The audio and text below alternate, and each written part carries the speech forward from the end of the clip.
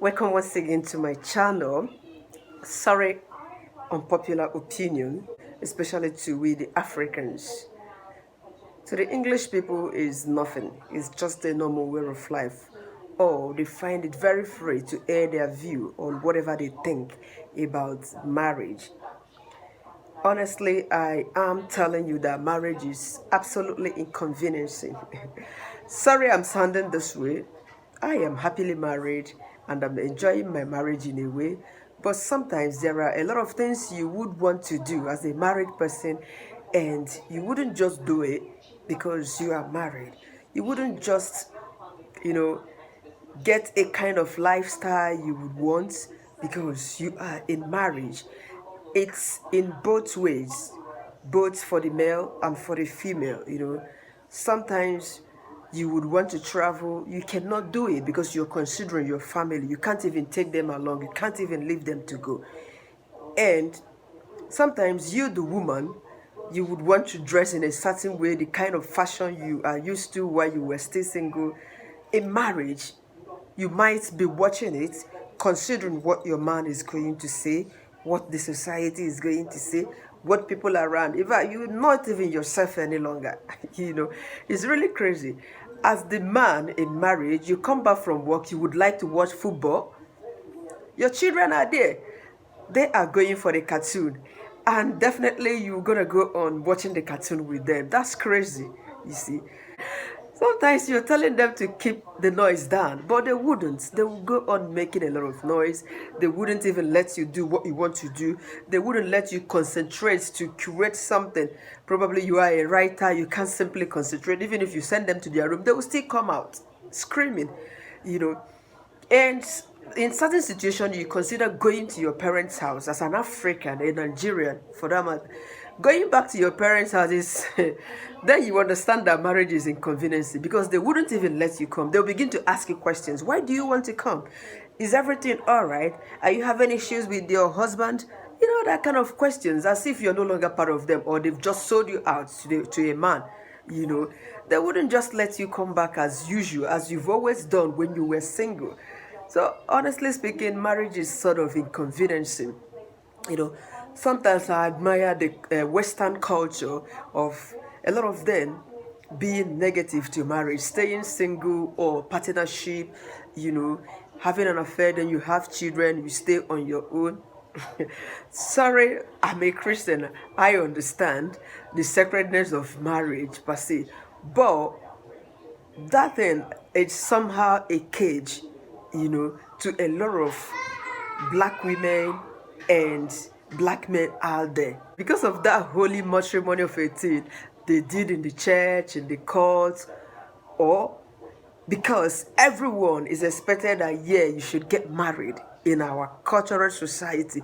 Therefore, a lot of people tend to remain in marriage. Even while they are suffering, they tend to die in marriage because the African society believe that, yeah, once you are into marriage, you are married. No going back, no whatsoever. They expect you to die in silence. Even when you are complaining that, oh, you are not all right, in this marriage, you are not feeling great in it, you don't think that you're compatible with your man or your woman, yet they will still be preaching on you. Remember, marriage is for better, for worse. It's not all a bed of roses. You just have to adapt. You just have to stay back and stick to your man or stick to your woman. That's really crazy. And you, the man, sometimes the worst thing you would do is to say you were not hungry. You claim not to eat because probably you didn't want to eat for real, and your woman will be forcing you, persuading you to eat food. When you were sure that you were not hungry, probably you had a snack out there and you came home because you did not touch your dinner, your lunch. It becomes a problem. Your woman will start suspecting you in a way. That probably you're seeing somebody out there, you refuse eating your lunch for this reason or that reason. Whereas there was nothing. You see the problem, these are just inconveniencing. But when you were single, you can even come back, take a glass of juice, a glass of wine, and you snack, you go to bed. But in marriage, your wife must make sure that you eat your breakfast. If you are home in the afternoon, you have your lunch. At night, the same thing, even when you are full. So these are just the crazy aspect of it. It's really inconveniencing somebody bugging you and disturbing you all the time, monitoring you when you want to have a quiet moment to think. Sometimes you need to be with yourself to think and make plans for some things. Your woman will be like, "Are you all right? Are you okay, John? Is everything all right?" Same goes to the woman. Man, sometimes we need our freedom. Sometimes we need our freedom. We need just privacy, as in a quiet time, a time alone, than somebody bugging and monitoring us all the time. People should not crucify me. I'm just saying it the way it is, you know. So, do not just get me wrong. Marriage is full of some unnecessary pretense. Even though they say 1 plus 1 is 1, you're the person is you, but sometimes you still pretend, especially when the man is coming back from work. Probably you heard the sound of his car, you rush into the house to get dressed, as in trying to pimp yourself, wear some skippy things and trying to look good and attractive for the man that you've been married to. You can't just be yourself. And then you try to put the house in order again just to please him. And that wasn't what you wanted to do at that moment, but you're just doing it. And pretending to be nice, to be neat, clean, and attractive to your man. You can see the pretense in marriage. And you're not totally yourself again, because something you were used to doing on your own, as in you can freely release on your own, such as the lad farts now. you know when you're on your own as a single person, or with your sibs, or with your or with your sibs, you can easily release that bomb. Make a loud sound, the gas, release it the way it should be. But with your man, with your woman, especially with your man, you find it difficult to fart. You'll be making that silent bomb, which is crazy. That's really madness. You're not totally yourself. You can see that it's inconveniencing, because you can't just be yourself and do what you want to do. The commonest of it, which is to gas, you can't just do it. I saw a video on Facebook, where one beautiful Igbo lady was talking about women having to apologize when they gas before their man. In Igbo culture, that's when a man farts, that the wife should kneel down and say, "Thanks, sir." That's crazy. But when a woman does that, the woman should apologize. Can you imagine the nonsense? So it really got me pissed. Another thing I found so ridiculous is when someone is complaining, a woman is complaining, or a man is complaining about his or her marriage not working. The woman is giving him trouble, the man is giving him shit. You come on social media, somebody is writing, and a lot of people, the majority, would be like, "Pray, pray, pray, pray." Are you going to pray until you die? It's true that prayer solves a lot of situations, but sometimes it doesn't change, our attitude at times. I don't know. Sorry, don't get me wrong. Somebody who is bad is bad. No matter how you try to make the person better, you can hardly change anyone unless the person decides to change, or something happens to the person and the person turns around. But sometimes you can't change no one. I'm telling you the fact. So I don't understand it when people keep advising others, complaining or dying, suffering, facing domestic violence, facing a kind of cheating, lies, maltreatment in their homes, not to take a walk, not to stay out or take a break from the union for some time. You keep telling the person to pray, pray, pray, and keep dying in silence. That is something I do not like about us, the Africans. And another situation is whereby you go on holiday, you visit your parents' home. Within 2-3 days, people will begin to ask you, "When are you going back? When are you going back?" And if you spend like 1 week, 2 weeks, they will begin to gossip about you. Honestly speaking, as if your husband has sent you back, or you have issue with your man and all that, is absolutely crazy.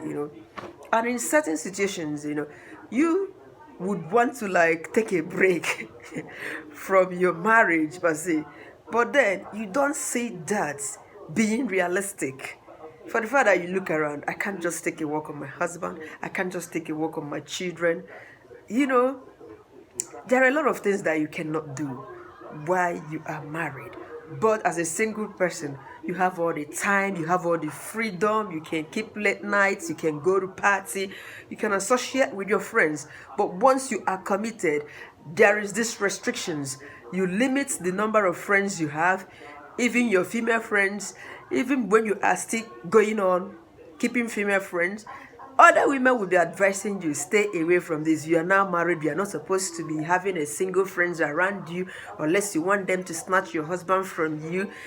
Blah blah blah. How come you allow this person to visit you? Do you want problems in your marriage and all that craps? They might be right in a way, but then it's crazy. You don't have, nobody talks to you about all these things while you are single, you know. So sometimes when I see a lot of single people praying, you know, running helter-skelter, going to this prayer house, to the next one, seeking for opportunities or favors to get settled. Sometimes I used to look at them and laugh, you know, because a lot of single ladies tend not to understand what it is to be in marriage, you know. It's absolutely inconveniencing. You no longer own yourself. You no longer have a total freedom. You no longer have a time of your own to chill, to mess around. Some men are even so strict. I could recall one of my girlfriends when she got married, you know. 2 weeks after, I couldn't reach her on her phone. So when she finally called me, I was like, what happened to your line? He said the husband broke the SIM card just on their wedding night. You can imagine, not even minding if the friends or relatives were the ones calling her. He just broke the SIM card. That's crazy. That means she doesn't have she doesn't have what is it called, freedom any longer. Somebody who could destroy your SIM card, that means you don't have to be on the phone with just anybody. He will be monitoring you, all the moves you make in the house, your association and whatever, even relating with your own people. It's absolutely inconveniencing. I am not saying that you shouldn't marry. Marriage can be something sweet, you know, when you find the right person. And it can be absolutely inconveniencing when you are with the wrong person. So that's my point. Please do not crucify me. I'm still your African, Nigerian, Igbo sister. I believe in marriage also. But if I were to be the whites, you know now, I would just prefer to be on my own. Or when I'm sure that I'm done, I would just be staying separate with the kids. Oh my God, don't mind me. I love my man, okay? I love my man. He's super sweet. Yeah. Just be ready for a lot of inconveniences that comes with marriage. That's what I'm trying to say in this video. Okay, that the way you are while you were single wouldn't just be the same. The freedom you have, access to all the social life activities or whatever you had while you were single wouldn't just be the same when you are married. That's all I'm trying to say.